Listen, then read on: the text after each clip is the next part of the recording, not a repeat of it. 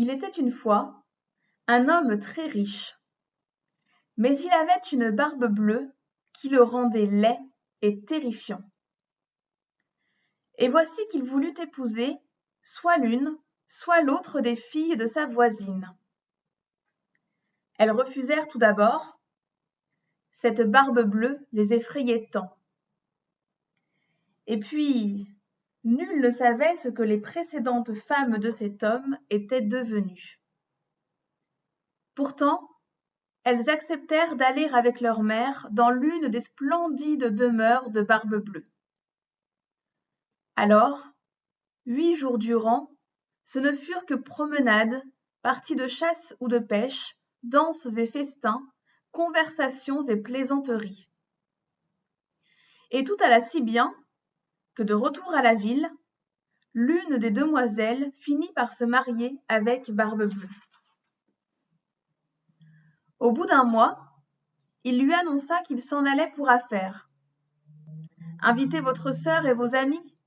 Amusez-vous autant qu'il vous plaira dans notre vaste maison, dit-il. En voici toutes les clés. » Il lui en donna des dizaines et enfin une toute petite qui ouvrait la porte d'un cabinet situé au bout d'une longue galerie. « Je vous la confie, mais je vous interdis d'entrer dans cette pièce, car immense serait ma colère. » À peine Barbe-Bleue fut-il parti, qu'arrivèrent la sœur, les amis et même les voisines de la jeune mariée.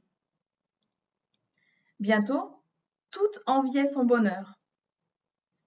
Ouvrant les portes, elle ne cessait de pousser des cris d'admiration devant les tapisseries anciennes, les meubles de prix, la vaisselle d'or et d'argent et les immenses miroirs finement ouvragés. L'épouse de Barbe-Bleue, elle, était rongée par la curiosité. Oh, qu'elle avait envie d'aller dans le cabinet interdit! Soudain, n'y tenant plus, elle s'y rendit à l'insu de sa sœur et de ses amis. Elle glissa la clé dans la serrure, la fit tourner, la retira et poussa la porte. La clé lui échappa, tant elle fut effrayée. Dans cette pièce se trouvaient les précédentes femmes de son mari. Toutes étaient mortes. Il les avait toutes égorgées. Maîtrisant son effroi, la jeune mariée récupéra la clé, referma la porte et se réfugia dans sa chambre. Et ce fut là qu'elle s'aperçut que la clé était tachée de sang. Hélas, elle eut beau frotter, le sang ne partit pas. Il est vrai que cette clé était fée. Lorsqu'à son retour, Barbe-Bleue la reprit, il devina sans peine ce qui s'était passé. « Vous êtes entrés dans le cabinet interdit !» gronda-t-il. « Il vous faut mourir à votre tour comme ces dames qui furent trop curieuses. » Son épouse se jeta à ses pieds, pleura, implora son pardon, mais Barbe-Bleue avait le cœur plus dur que la pierre. Il ne se laissa pas attendrir. « Puisque je dois mourir, accordez-moi un peu de temps pour prier, l'implora-t-elle. « Je vous donne un demi-quart d'heure, mais pas 1 minute de plus, concéda-t-il en se retirant. Aussitôt, la pauvre jeune femme appela sa sœur. « Ma sœur Anne, monte à la tour et vois si nos frères n'arrivent pas. Ils m'avaient promis de venir aujourd'hui. » Anne courut en haut de la tour. « Anne, ma sœur Anne, ne vois-tu rien venir ? » ?»« Je ne vois rien que le soleil qui poudroie et l'herbe qui verdoie. » Et le temps passa. Et le demi-quart d'heure accordé s'écoula. Et Barbe-Bleue, brandissant un coutelas, cria à son épouse de le rejoindre. Elle s'en garda bien. « Anne, ma sœur Anne, ne vois-tu rien venir ? » dit-elle tout bas.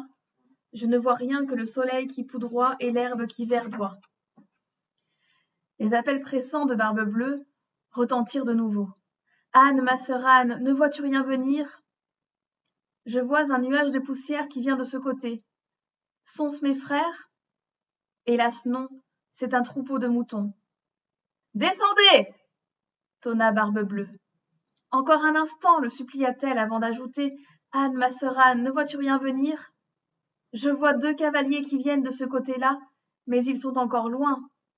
Dieu soit loué, ce sont nos frères. La voix de Barbe-Bleue tonna encore, et force fut à son épouse de le rejoindre. Dès qu'elle fut près de lui, il la saisit par les cheveux et brandit son coutelas. Mais il ne put accomplir son crime. 2 cavaliers arrivèrent en trombe dans la maison et le passèrent au fil de leur épée.